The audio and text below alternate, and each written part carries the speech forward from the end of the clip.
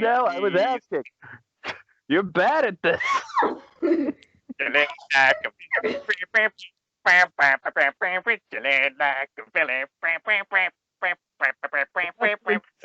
you fool. That's probably a blooper. We put that as a blooper. You're not even worth a dunderhead right now. Welcome to Disney+Pals. Run, run, run, run, I'm gonna run to you. I'm gonna run, run, run, run, run, I'm gonna run to you. You know I'll never fight behind you. I swear these words are true. I'm gonna run, run, run. I'm gonna run to you. Which is the main theme for Good Luck Charlie, It's Christmas. I apologize for my horrible singing. Your singing was fine. Oh, it's great. It's far better than mine. Yeah, it's far better than Callum's. By a mile.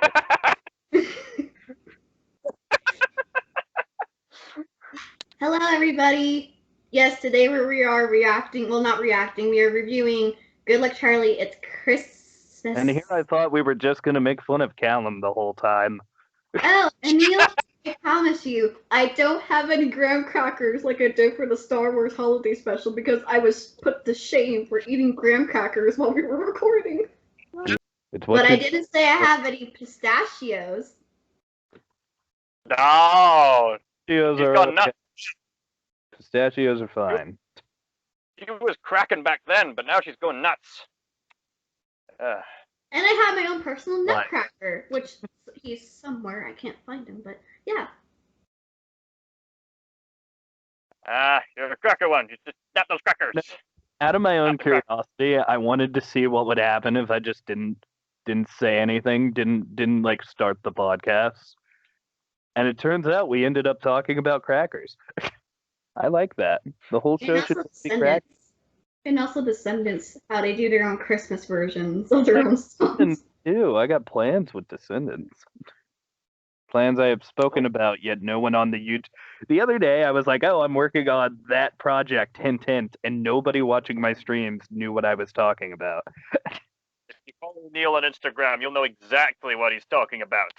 I don't have Instagram, but I have Twitter, even though I hardly use it. I don't have a Twitter. I have a Stardust. I don't have Twitter. Promotion! Yeah, Stardust, y'all. You should totally follow Callum and I on Stardust. Good Luck Charlie. We had to review Good Luck Charlie.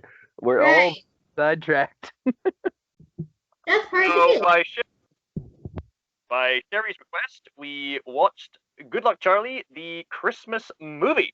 Good Luck Charlie was... I haven't watched the movie since it premiered back in 2011, which is almost 10 years ago, so yeah.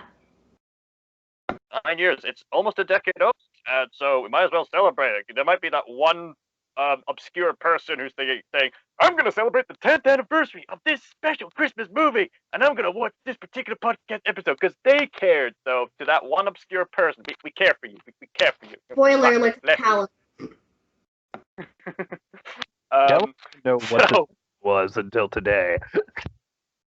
Well, yeah, I've seen bits of Good Luck Charlie before on the television. It's I think it's one of those Disney Channel sitcoms. And if you've seen anything along the lines of Sweet Life of Zack and Cody, Hannah Montana, or was it really like you know, yeah, you know how this goes. It's so aimed for the pre-teenagers. There's usually a laughing crowd in the background. Oddly enough, there was not a laughing crowd in the background, which is a tad bit refreshing. But you know, that similar sort of setup.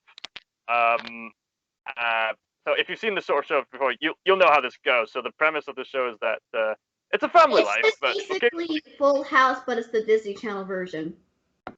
Pretty much, yeah. They record video. He's trying to take care of kids. And Teddy Duncan, who is played by Bridget Mendler. We did talk about her when we were talking about her during Wizards of Waverly Place as Juliet. She's Teddy Duncan. She basically films herself, to Charlie she makes these like video diaries about life lessons. The for her little premise of sister. the show is Yeah. she's convinced that when Charlie is growing up, she's going to be in college, and she doesn't want her little sister to not know who she is, so she's making these little video logs with life lessons for Charlie to watch while she's growing up and going through stuff. That's In the the meantime, plot. in the meantime, we have Charlie as a little toddler, just in the background of the majority of the show. Not that I've seen much of it to be an expert on it, but it's one of those shows where that's all you need to know in order to know what it is.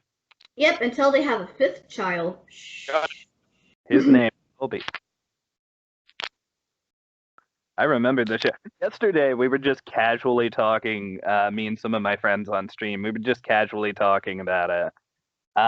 They didn't even know I was reviewing this movie. We just happened to be talking about it.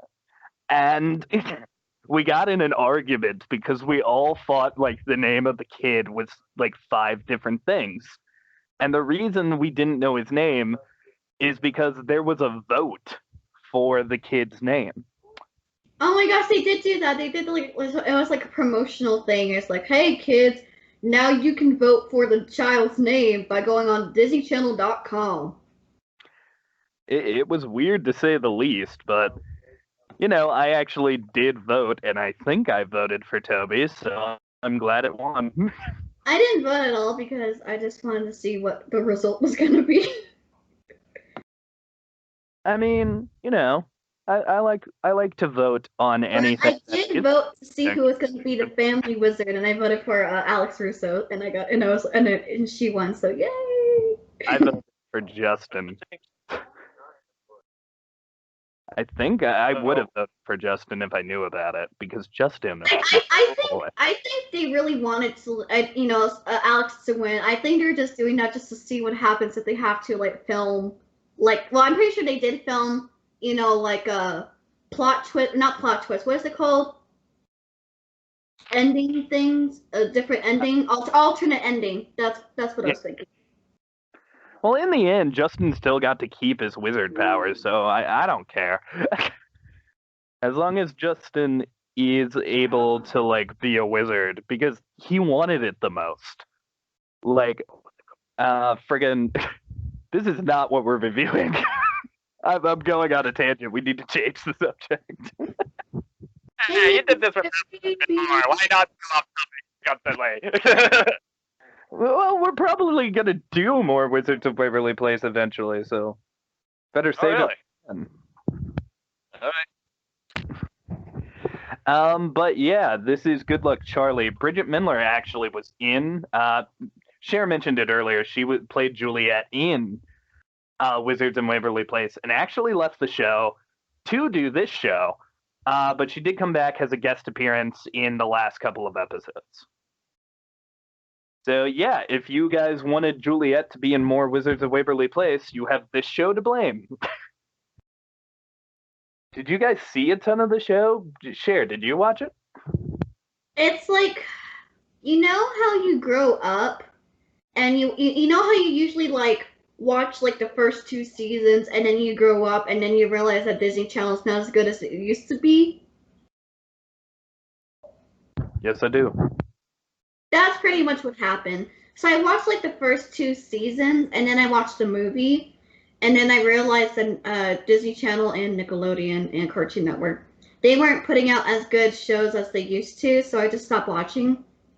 And then I watched like the last, seasons on like either Netflix or now it's on Disney Plus now. So yeah, it was fine. It wasn't great, but it was tolerable. I mean, Tolerable. I liked it all right. I mean, like as Cher said, it wasn't like the best thing on Disney Channel at that point, but you know, like you were watching Wizards of Waverly Place and you were watching Sweet Life on Deck. Yeah, I think Catch an episode of Good Luck. Yeah, Good Luck Charlie probably premiered around early 2010. I think either 2010 or 2011. It ran for 4 seasons, I believe. Yeah, because at the time they had like Ant Farm, they had like Shake It Up. They had there were like 4 good shows in my opinion, and then there were 4 bad ones. There was Sweet Life on Deck, Shake It Up, Good Luck Charlie, and Wizards of Waverly Place, and then there was Mr. Young, Ant Farm. I thought Mr. Young was on Disney XD. 2 other shows that I have just banished from my memory. And then there was Gravity Falls, which came out in 2012. Yay! Oh, Zeke and Luther was probably one of the bad ones, although it Yeah, wasn't. I did not like Zeke and Luther. That show was lame. Pair of Kings was kind of in between, where it was good and bad. Oh yeah, and then Mitchell Musso left the show, and then Adam Hicks came on the show, only for him to leave the show as well, because both of them did something very bad. But with that, we are not talking about any of that today. We are talking about Good Luck Charlie, the Christmas special, which I'm just going to say it. It's actually called Good Luck Charlie, It's Christmas, but okay, I get your point. I think this is the best episode of Good Luck Charlie. Like, I think this is the It's best. actually not an episode, it's actually a Disney Channel original movie. Oh, I know, but I think it's the best anything to do with Good Luck Charlie. I think this is the best. Oh, yay! Good Luck Charlie, It's Christmas. There's only like 3 DComs that have to do with Christmas. It's The Ultimate Christmas Present, Twas the Night, and then this. Well, weirdly, this is our first like step into something Disney Channel started doing for a little bit. This was the Disney Channel TV shows getting their own movies. And this was Oh yeah, we haven't even done Wizards of Waverly Place the movie yet. We were planning to, but with then... Hannah Montana, to my knowledge, the only one to get a theatrical release. You could argue High School Musical also started it, but High School Musical wasn't really a show or anything at first. This was really like, we've done the show for wait, actually, I think Lizzie McGuire. No, Lizzie McGuire was the very first one to get the theatrical release. Well, I know Lizzie McGuire did it like beforehand, but the reason I'm bringing it up with Hannah Montana specifically is because after she did it, everyone did it. And that's not even a joke. Wizards of Waverly Place, right after Hannah Montana, they got a movie. Sweet Life Fun fact, it had the second highest view behind High School Musical 2. I think we already mentioned this with Zombies, but yeah. And the cool thing about these movies is you can clearly tell they got a bit of a budget upgrade because it will be shot differently. They'll go to like a cool location to film. It's neat. They do kind of follow this format of, oh, we're gonna do something different. And I like it. But when you're doing most of the decom or most of the TV shows turned into the series always ends up with the family going on vacation. Anyone else notice that? Oh yeah, literally all of them. To my knowledge, literally all of them. Except Phineas and Ferb. And they still go to another dimension. It's all about not even the Disney not movies. Even the Proud all Family about travel. Not even the Proud Family? Yeah. That's why when we reviewed Spider-Man Far From Home on Reactaholics, I said it was so nostalgic for me that like he went to like a different location on vacation. This is why. I grew up with these movies where it's like, we're doing the movie, we gotta go somewhere. We gotta go to this cool new place. And yeah, I like it. I think it's cool, but the issue with these movies is they kept trying to go a bit too big. You can really see that with Zack and Cody, where they're fighting to save the world in a Zack and Cody movie. I mean, at least with Wizards of Waverly Place, you know, Alex makes that wish that her parents never met, and then they have to go on this journey to get the stone, and then they do like this pre-wizard competition. That was kind of understandable. I get that. It kind of like foreshadowed everything for season 4.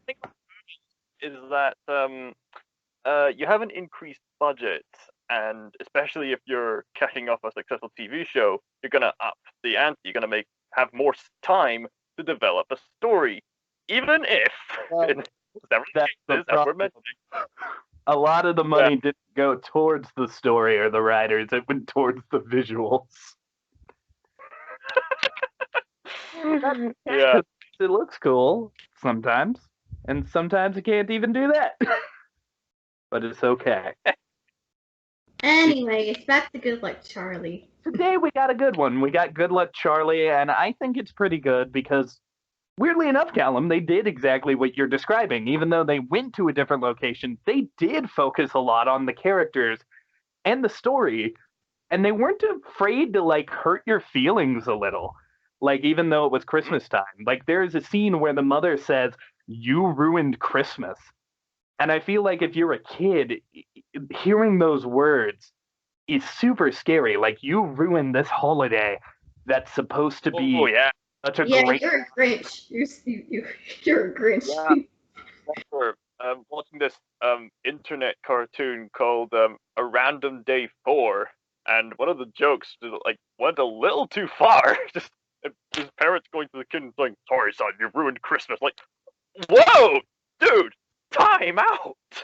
I don't think they went too far, though. I think it's interesting to see, like, they didn't fake it for you. Moms and daughters, and even moms and sons, and even fathers and daughters and fathers and sons, parents and children, they don't always get along. And in this episode, like this movie, they definitely showed there's some turmoil in the Duncan house. And I think that was cool to watch.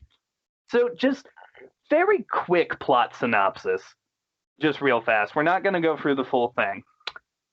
Teddy is the son of, I can't remember the parent's name. Daughter. Teddy's the daughter. Teddy's the daughter, yeah. Anyways, Teddy is this girl who wants to go hang out with her friends on spring break. Her mom doesn't want her to do it and is actively against it. They're about to go on vacation, and Teddy gets an opportunity to get a free, like, airplane ticket if she chooses not to go with the family's flight, but takes a later one instead. The mom is worried that she can't handle herself on her own, so she also takes the same flight. And hijinks ensue as they're just trying to get to their family on Christmas Eve. The dad has to deal with his in-laws. The son is obsessed with a video game. And PJ, the other son, is just trying to impress girls, but is dumb, so he ends up turning himself into a lobster. And Charlie's Godzilla. Oh yeah, Charlie destroys a town and eats people. Good luck, Charlie! Christmas. There we go. That's the movie. The monster. She has to fight a lobster. Now, what actually happens is PJ gets a sunburn, and Charlie is just causing trouble and breaking shit in the house. Oh yeah, and the grandpa becomes obsessed with the video game that Gabe got. You know. That was surprising. I was pleasantly surprised by the grandpa. And basically, there's a joke that the kid is trying to bring this video game as an early Christmas present with him, but he can't. But to his surprise, the granddad likes this game. He plays it, and then they reverse roles at one point. Where the son's saying, "Okay, you've had enough."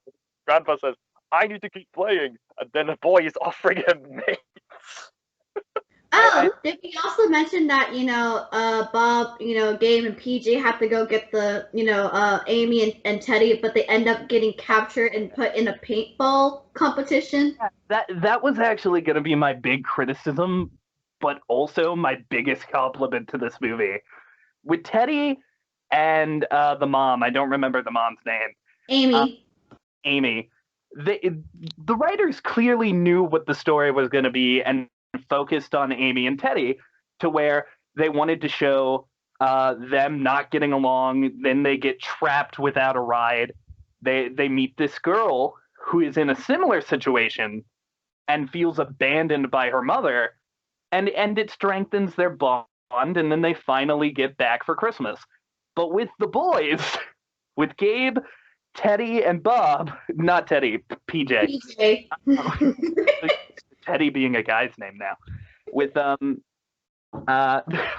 Gabe. They actually did make a joke in the series where, they didn't know that Teddy was going to be a boy or a girl, so just named it Teddy, but it ended up being a girl. They made a joke about that. The neat thing about this is the writers didn't have anything for the boys. It literally feels like the writers were like, we want to tell this gripping story about a mother and her daughter, and then the boys are just gonna do shit.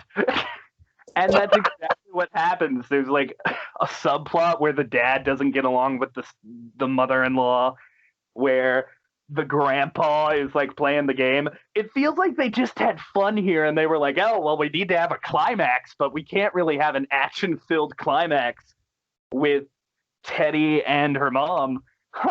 What if we just had the guys get trapped in a paintball game that has something to do with Gabe's game, coincidentally, and the dad gets shot? I love how seriously all the paintballers take the game. They have this rule where once they get shot, they play dead. So the moment they escape and shoot a guy, they're like, "Are you okay? I'm dead. It's the rules." Ugh. I also like, because they didn't really need to explain it, but they did. They did explain that, like, if I recall, a lot of the people playing the game, like a lot of the developers for this game are foreign and don't celebrate Christmas. So that's why there was a giant paintball thing on Christmas. Yeah, I think they said they're from Hindu or something. That's what I thought too, but I didn't want to throw out I think it was Hindu and be wrong. That's what it sounded like. I think they said Hindu. Now you're making me think, I just offended somebody. I'm sorry. You're not going to offend somebody for saying people who are Hindu play paintball. That's not a stereotype. If anything, that's not something we hear every day. Honestly, I wish they would say that white people play paintball, because I don't play it enough. How dare you, Neil? You're being so intolerant! How sorry, this paintball is so racially charged. I'm sorry. you stupid, intolerant swine! I'm so I just want equality in the paintball ring. I just want everyone to play paintball as one. How dare y'all offend the white man? I just want us all to get together on Christmas Eve and just celebrate paintball. Why is that wrong? Why is it wrong to equality for paintball? Get out! This is not how you treat a white man. Callum, shut up. What is happening? What in the world is happening? I was doing a joke and then Callum's just being weird. Maybe it's a good thing I don't have my graham crackers and I can't find my pistachios. You lost the pistachio. Oh, now I'm sad. We gotta find Cher's pistachio. That's the real meaning of Christmas. Pistachios, pistachios, welcome Christmas paintball game. But back to the plot. So yeah, the guys are doing random shit while, Charlie and Teddy, fuck. Amy and Teddy. Amy are bonding. So it's honestly a little weird to like review this plot by plot because all of the plots are so different. So it's weird to review this as a whole because the plots are so different. So we actually are going to go plot by plot.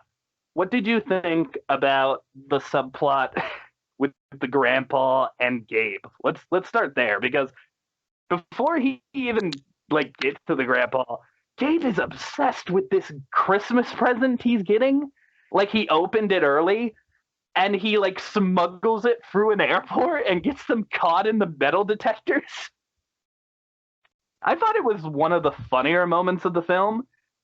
And I liked the action parts at the end. I liked that they threw a freaking paintball game in. I don't know. What did you guys think? Was this like something you liked, or was it a distraction? I think this is quite a good running gag. It was a pleasant surprise, as I mentioned before, that the grandpa was into the game and that they kind of reversed roles at various points. And oh, the irony! Oh, the irony! another Yeah, that's what makes it so funny. There was another pleasant surprise. At first, the paintball guys just came out of nowhere. I thought, who are these people? But thankfully, they do explain it. And when they do explain it, I must say, it was another really funny part, I must be honest. I mean, I agree. I mean, I do like how the goal is to get this crystal, and if you get the crystal, the developer of the game will show up and give you a helicopter ride. I don't know what the prize was. I'm quite unsure. And if the developer was having fun and playing the game, shouldn't he have been like had a gun of his own? Also, are they paintball trained? Like, Gabe and frickin' Bob and PJ. PJ. PJ, that's the name. I mean, I wanted to. I've never played paintball. The closest thing I've ever played was laser tag. That's the only thing, because I don't feel comfortable playing paintball. Because I heard paintball is brutal. Paintball. Yeah. I myself have laser tag in the past, and it is tremendously fun. I have not been in many paintball games because I've heard it was a bit risky and does tend to cause bruises. I have been in a couple paintball games, and gotta be real, it's not that bad. It hurts a little. I guess it can bruise if you get shot like a ton, but honestly, it's fine. It doesn't really hurt. It's fun. It's good old fashioned fun. But specifically, the paintball thing they appear to be doing is a form of capture the flag, where you need to capture the team's crystal. At least I think that's what it is. Because if there's only one crystal, it doesn't make a lot of sense for the red people to be guarding it. Well, I think they did say it's one crystal. I think they said like the yellow team has to get the crystal to win, or the red team has to kill all the yellow people to win. Which I was like, why don't you just have two crystals then? It would be, I don't know. This plot, no, I don't want to say I don't know. It's kind Disney of. Channel. I don't care. That's actually another thing where it's I'm trying to remember the name. There is one for it. I think it's called Goal or Genocide, where one team has to achieve this goal before the other team can take them out. It's honestly a trope that's used a lot in movies because a lot of times there's a situation where we need to get this thing, and if we get this thing, our enemies are defeated. But if we don't get it quick enough, the enemy's more powerful than us, so they'll just take us out.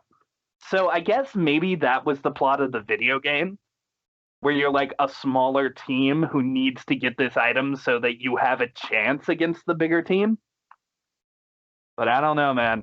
I don't understand these video game rules. I'm too old. Too old even for the grandpa in this movie? The grandpa frickin' gets it. I love how obsessed he just keeps talking about the Stone of Thanatos, and every time he says it, I just keep wanting to correct him and go, "You mean Thanos?" And they're called Infinity Stones. Yeah, it's green once again. Remember how we were talking about green? It's time, guys. We found the time Infinity Stone. Congratulations! Now we just gotta find 5 more. Maybe that's the plot twist. Maybe it was actually real guns, and it was like a different dimension. Like they were actually shooting each other in a war zone, but then Gabe got the stone, changed everything with the time stone, and now we're seeing a reality where instead of being in a war, they were in a paintball game.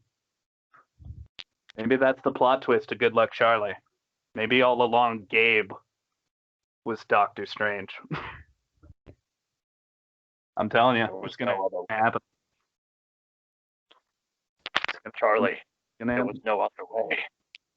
He just turns into dust. Comes back 5 minutes later, Charlie's like a 10-year-old. Sure, are you okay? What happened? It's a hocus pocus, duh. Oh, I thought you found your pistachios and you were celebrating. No, I was saying dust. That's You are now Dum dum. You Why must do you eat. always do that to me? The joke makes no sense, sir. Because it's Callum's running gag, along with, keeping the video longer than it needs to be. Running gags are supposed to run and flourish. This feels more like a limping gag. Would that describe some of the gags in this movie? Kinda. There are some jokes that don't really work. Like, I'm just gonna say it. I think everything happening with PJ is kind of boring. Because PJ I think because they didn't really know what to do with PJ. Like, I don't want to say he's the dumb blonde, because he has some smarts to him, but he's kind of treated like the dumb blonde. I kind of feel bad. After that one joke where he talks about how, like, since a gaming controller was taped to his back, they had to perform a strip search on the whole family, he doesn't really do much. Like, that's his one big joke. And then after that, he just wants to impress the ladies. Even though I think he's the weakest character. I think he's probably from out of the main characters, I think he's the weakest character. Although, we'll go on this. There is this one joke due to him trying to heal his suntan. When they get captured, he escapes captivity easily because he put on so much sun cream and sun lotion.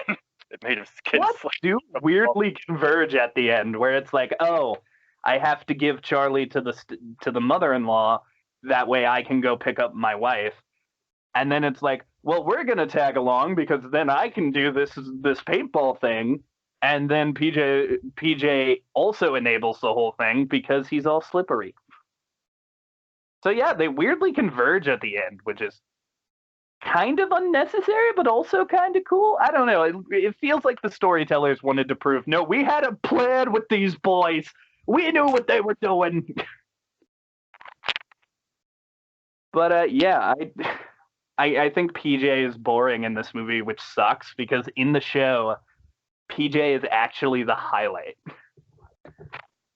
Like, I remember distinct episodes where he's trying to, like, do odd jobs with his dad and he always ruins everything.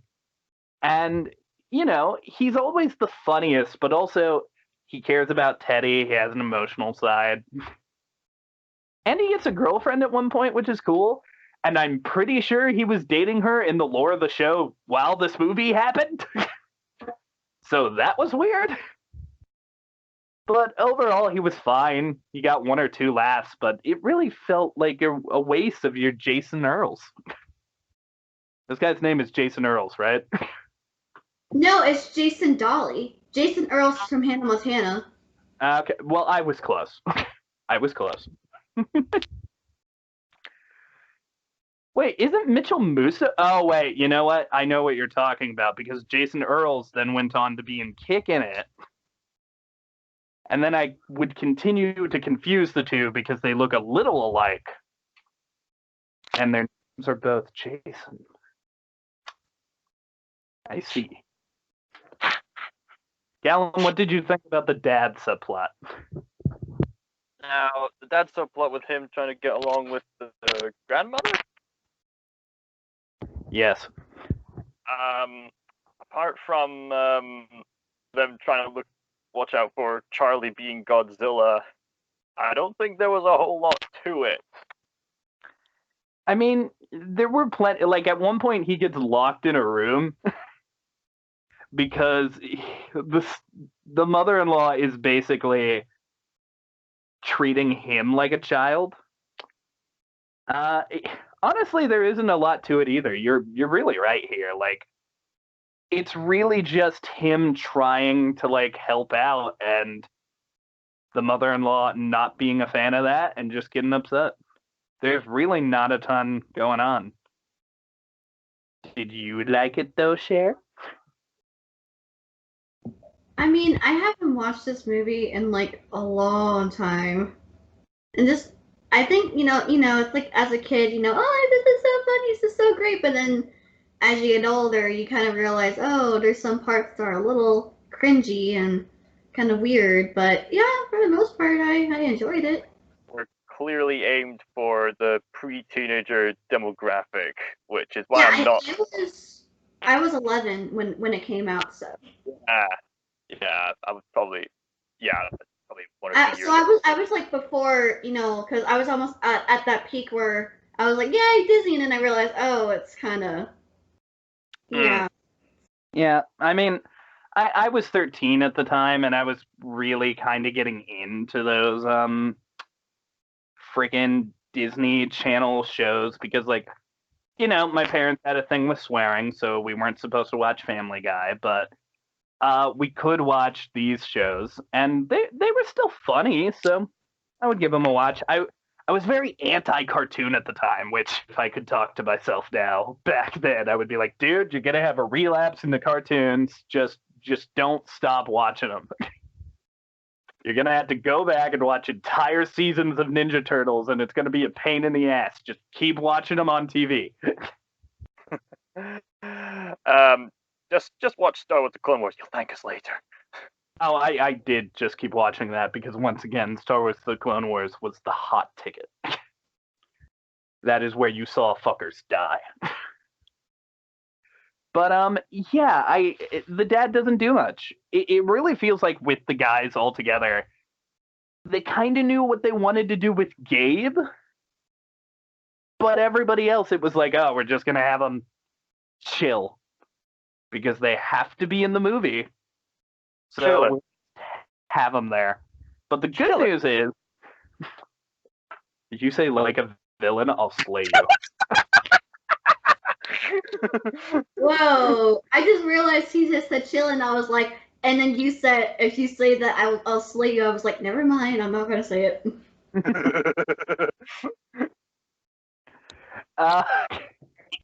But or chilling like a snowman. I'll slay you too, Cher. No.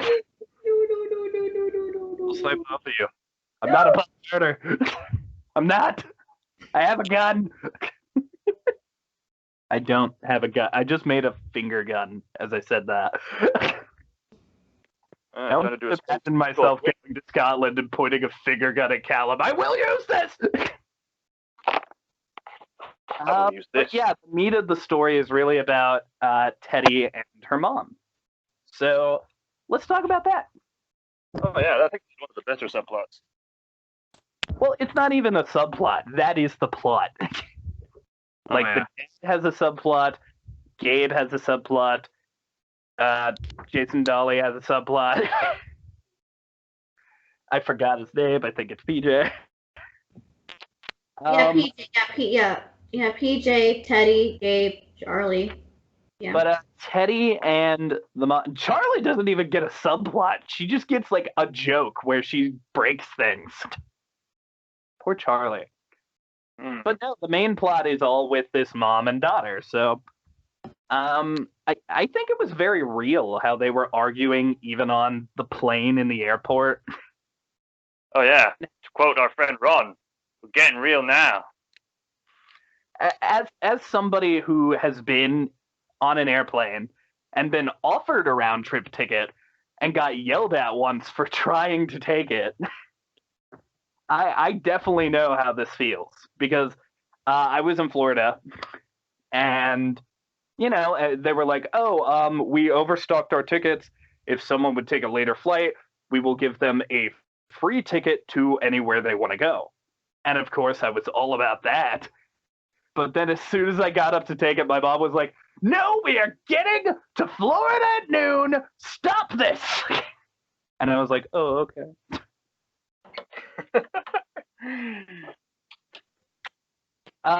But yeah, I love this little road trip they go on where they have to get several different cars. They have to hitch rides. And then at the end, they just want money for food, so they have to team up and sing a song with a hat on the ground. Yeah, they sing like Jingle Bells and We Wish You a Merry Christmas. Family together, quite like dancing. There's tons of good lessons in Christmas movies and stuff. Of course, in Christmas Carol, the lesson is be kind to others. In this one, it's, hey, sometimes your family doesn't get along, but like at least put that foot forward and try to care about your families, especially around the Christmas times. The holiday times. I don't know why I said the Christmas times. Um, because like there's so much bickering, yet so much love between these two characters. I completely buy them as a mother and daughter, even though they're not. These are two unrelated actors. Yet their chemistry is so good. And when they're doing a little show and they get in a fight and everybody's getting into it and they have to like make it right by the finale, I love that. Did you guys have like a highlight moment during this scene? Not the scene, well, but I think we're this plot with her and the daughter. yeah, look. Oh, There I was- got one. Oh, sorry, Callum, you should go first. One scene that particularly cracked me up was she's trying to pull the chair. Don't worry, this won't break the car. All she does is try to adjust the seat, but despite she like flings the chair back, and then just out of the blue, the entire car falls apart. I just love how the windows just smash for no reason other than to further establish that the car is getting wrecked. It is a good scene, and then it. I do like the kind of weird running gag where like they go to like the car shop and it's like, "Hey, are you Doug?" And it's like, "No, I'm not Doug. I'm Ben. Doug used to work here." And then they go to another place. Like it's called Doug's Automotives. Then they go to another place, like another. Yeah, the Lenny and Walter and Yeah, there's like three characters: Lenny, Walter, and one other thing. Let's just call him Doug. And it turns out they are all related by the fact that they have stolen each other's uniforms. Like Lenny is wearing like Walter's thing. Walter is wearing Lenny's, and Doug. They're just all mixed up, and they all know each other. And it's hilarious because one's in one location, one's in the other. It's this great running gag where it's just like, "Oh, you knew Lenny? Wow, we're gonna talk about you girls during poker or whatever they're doing when they hang out." I want a movie just the three of them, Lenny, Walt, and Doug, or whatever his name is. It must be strip poker. That's the only way that would explain why they swapped their outfit. It does make sense. They took off their clothes while doing poker, and then they put them on the wrong way. Oh, okay. It's actually Lenny, Walter, and Daryl. Daryl. I just think it's funny that like they have this connection that is not important to the plot at all, but it makes me laugh. What was your highlight, Cher?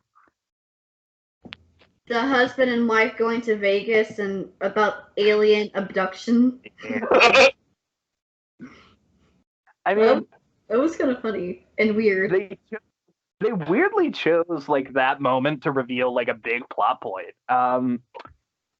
It was really funny to like hear all these questions and then them be like, "Oh, you've been having cravings? That's something someone who was an alien would do." Or should we reveal it? Well, the big plot twist is like, and the woman yells it is, you're having cravings and mood swings. Either you're an alien. Oh no, actually, yeah, it's like either you've been abducted by aliens or you're pregnant. And no, but might possibly be pregnant. Teddy of course sees all the evidence after they say it, and Amy can't hide it, so she's just like, surprise. and that's the big reveal why Christmas was so important this year. Like, they were going to reveal the baby on Christmas morning, and she was nervous. She needed everything to be perfect. That's why she was so cranky in the first few minutes of the movie. I thought it was a typical sitcom situation, but no, it was for that moment. It's all coming together. To quote Kronk, "Oh yeah, it's all coming together." I mean, it is pretty like funny how they reveal it, but after that, that's where we start getting the really emotional stuff, because Teddy gets upset that she wasn't told about the baby. And she gets upset that they've been going on this whole journey and she only knew that like her mom was being a jerk towards her. She didn't know that she was pregnant. And they fight, and Amy definitely says Teddy ruined Christmas. And it was a big hit. She starts crying and she's like, "No, it's just a whole thing." And I love it. It feels so real. This obviously isn't the best movie in the world. Like, this isn't going to get a 10 out of 10 from me, folks. Yeah. It's pretty good. I like the emotional side. Like, it honestly feels like, what if Disney did a Hallmark movie? Or a Lifetime movie, but yeah. Yeah, a little bit like a Lifetime movie. But I just love this whole connection between these two characters, and their plot kind of ends, and then the brother and the father's plot begins when while they're in Vegas, they encounter this girl who came there with her mom, not her mom, with her boyfriend, and then she got ditched while in Vegas and just got stuck there. She is really embarrassed to tell her mom because her mom told her not to go on the trip at all. And Teddy and Amy talk her through it. And this is where we get Teddy's character arc, where she realizes this girl is suffering. They buy her dinner. And that girl actually steals her jacket at one point. Yeah, she steals her jacket and shirt. But it turns out that, like, Teddy wants to help this girl because she's stuck and she can't get home. So she sacrifices her ticket for the plane and she gives it to the girl so she can go home. And that's such a good... I like that scene. They don't drive her to the airport or anything, but I like that they helped her. It definitely shows like a got her a taxi. Oh, they did get her a taxi? I thought they just made her walk. No, they got her a taxi. Because she's like, "Oh, I'm wearing your shirt." And Teddy's like, No, you keep it. It looks better on you anyway. Yeah, that was the first thing she said the moment they spied her. "She's wearing my jacket! She looks better in it than I wear it!" And they even joke like, "You look ugly in that jacket." And then later she's like, No, it looks great on you. But yeah, and Amy sees this maturity in Teddy and sees that, yeah, she is mature enough to do stuff on her own. She is ready to grow up.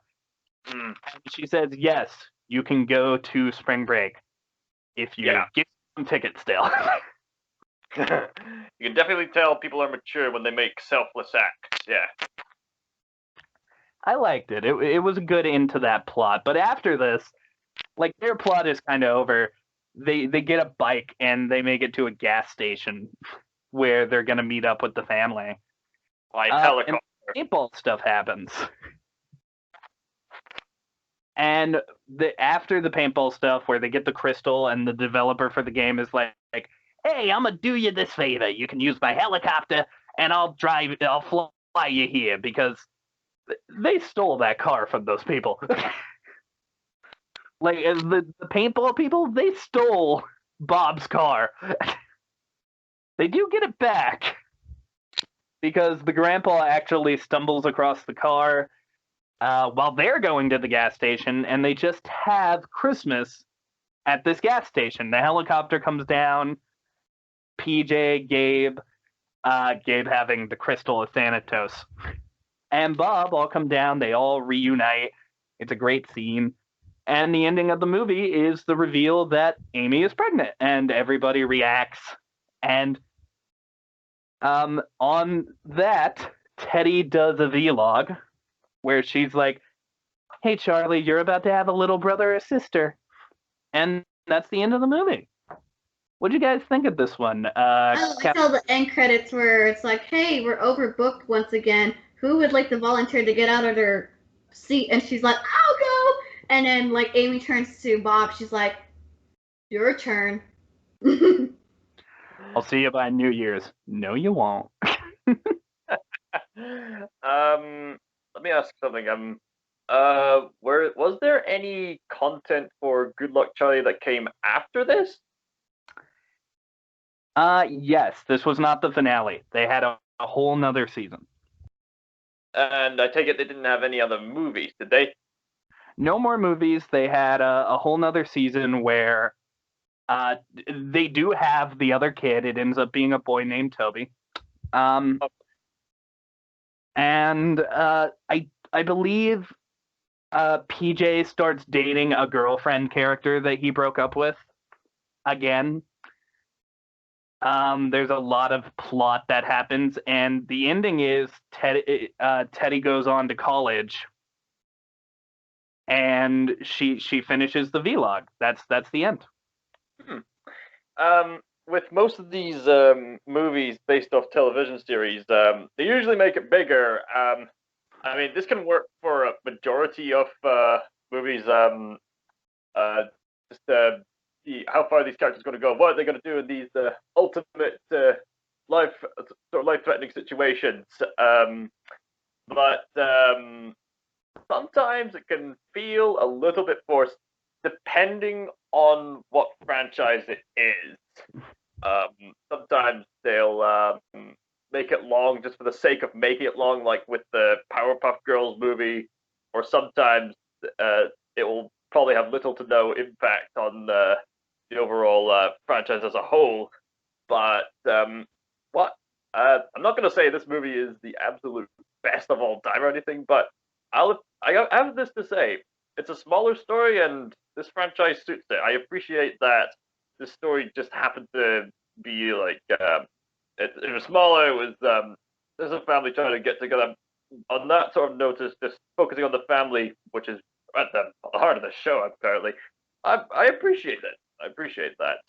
Yeah, I agree with you. I think this is one of the better movies that got turned into my mistake. One of the better movies from the TV shows. Like, I like Wizards of Waverly Place as well, but even then, it felt like sometimes they were trying to go too big. This one feels like it wanted to have a climax where there were guns and stuff, but besides that, it feels very contained and honestly very, very wholesome. They really did a good job. I agree with you fully.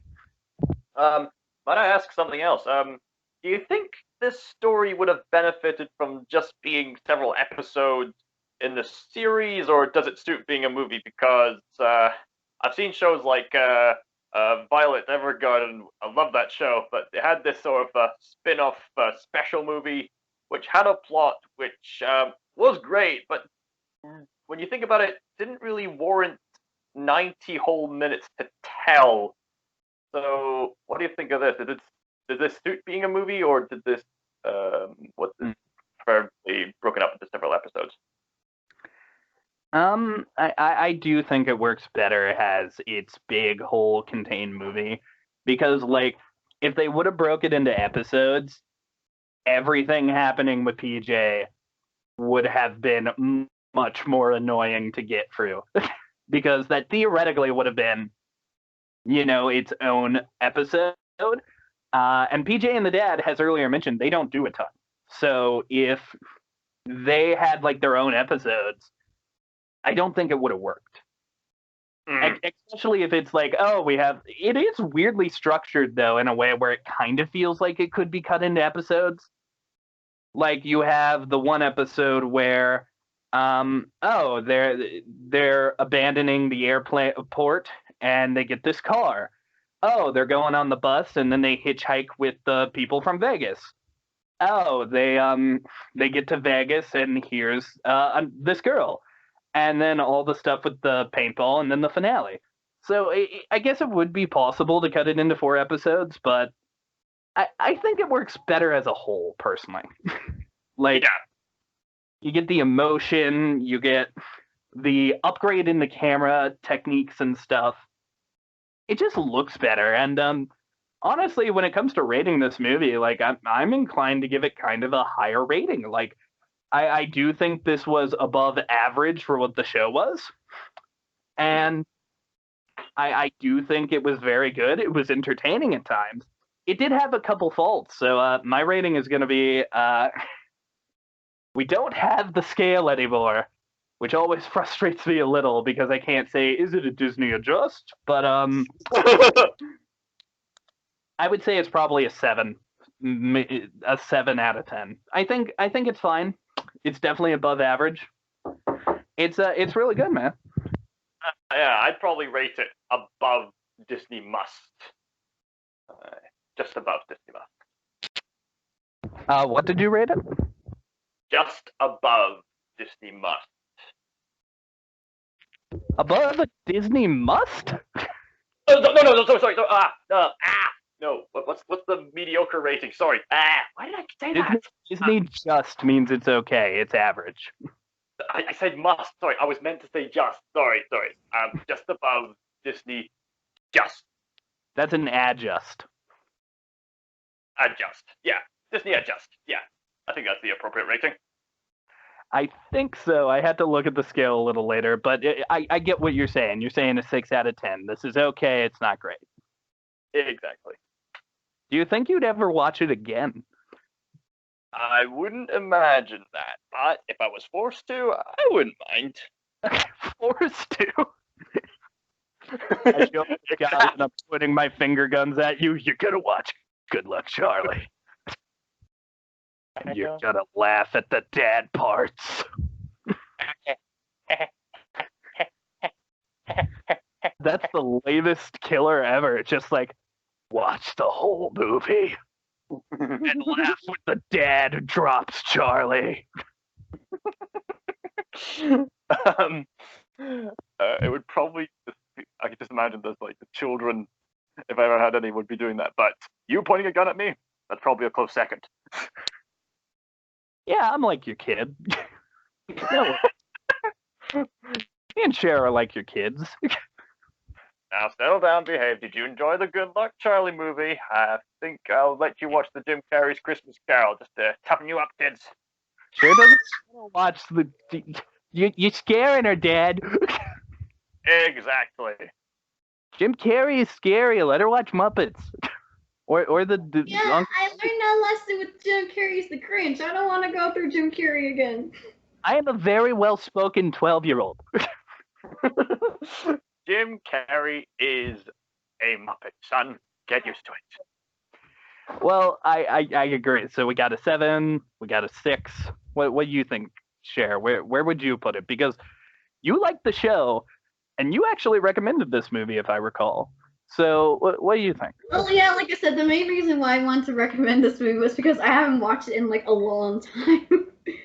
So I wanted to see how it, fare, when you haven't watched it in like years. I think it's been 7 or 8 years since I watched it, so there's some good parts. There's some parts where it's very Disney Channel. Yeah. Yeah. But overall, I think it's a 7. It's average. It's a 7. Yeah. So you would be giving it a 5 then, and that would be a Disney just. Wait, I said 7. Oh, you said 7? I thought you said. Oh, okay, my bad. Okay, so that's 2 7s, a 6. So that's an adjust and a robust. That's what we're giving it. Because robust comes before combust, and combust is 7. So yeah, I think it's time for that time again. I think you're all ready for it. It is time for Kneale's Merch Corner. Hey. There's like no merch for this. Like none.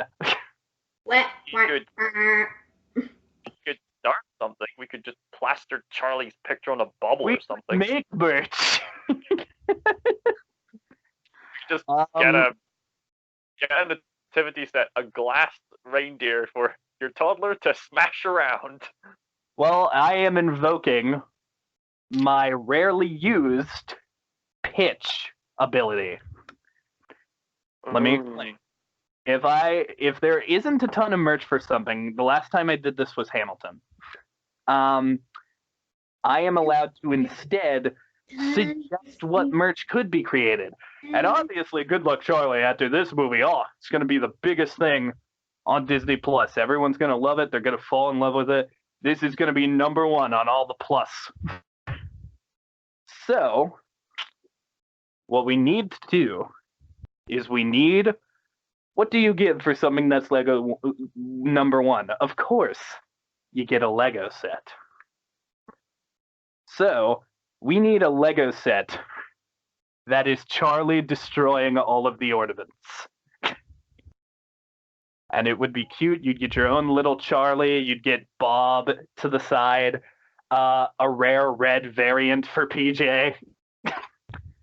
And you could build the little hotel or apartment complex they're at. And you could have the little scene.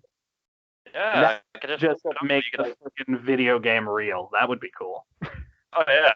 I wonder where they got footage from the game from. I mean, I wouldn't be surprised if that was like a beta test for an actual game or something.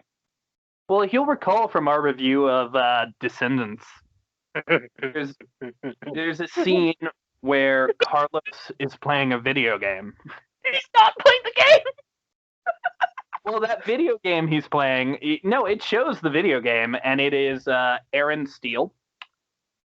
And it is actually a video game show. Like, that video game is from a show that Disney made called Aaron Steele. So it is possible they just used B-roll footage like that. For, like, a show they already had. But with that, ladies and gents, we have now finished our review of Good Luck Charlie, It's Christmas. Hang in there, baby. So, next on the dock is The Muppet Christmas Carol, if I'm correct. Yay! Funny enough, I'm actually doing a Christmas Carol special edition on Stardust, so if you want to watch those, because I will be doing also Muppets Christmas Carol, so far I have the Jim Carrey one, the Sir Patrick Stewart, and the recent, I don't know if it's really recent, the last year Christmas Carol with Guy Pearce. I have those reactions up. I will be doing Muppets, I don't know when, but I will be doing Muppets, so yay! I mean, definitely be watching Cher's channel because her stuff is really good. Oh, I don't have a YouTube channel. I do have a Stardust. Your Stardust channel. And Neil, this is going to be a big episode because this is going to be the first Muppets-themed episode in the Disney+Pals lineup. Yay! Yeah. And you're going to go all out, aren't you? Well, we've always been talking about doing the first Muppet movie, and it never really felt right for me. Because the first Muppets movie is actually my favorite movie ever made. So, you know, it feels like we got to be flashier. I don't know. I'll think of something eventually. But... Tim Curry? Just kidding. Tim Curry. There's someone. Did like a live show or something. Maybe that's when we do Muppets. But no Tim Curry this time. Instead, we got Michael Caine. Yay! Who is he? Michael Caine is Alfred. Dark Knight. The Dark Knight trilogy. He is also a side character in 30 Rotten Scoundrels. He's been in several classic movies. He is also one of the Cars in Cars 2. He sounds like this. He's Michael Caine. He sounds Michael Caine. He sounds like this, and he's an award-winning actor. He's Michael Caine. And Michael Caine sounds like you're snorting Michael Caine, which is a joke that a lot of people make when they're making fun of Michael Caine. Michael Caine. He sounds like this. He often gives some acting advice. He's actually really good in that movie. I can't wait for it. But yeah, join us in the next episode of Disney+Pals where we're gonna be doing Muppets, baby. Not Muppet Babies, but Muppet Babies. Hey Neil, you set her off. And you've set yourself up as well, I hear. Goodbye, everybody!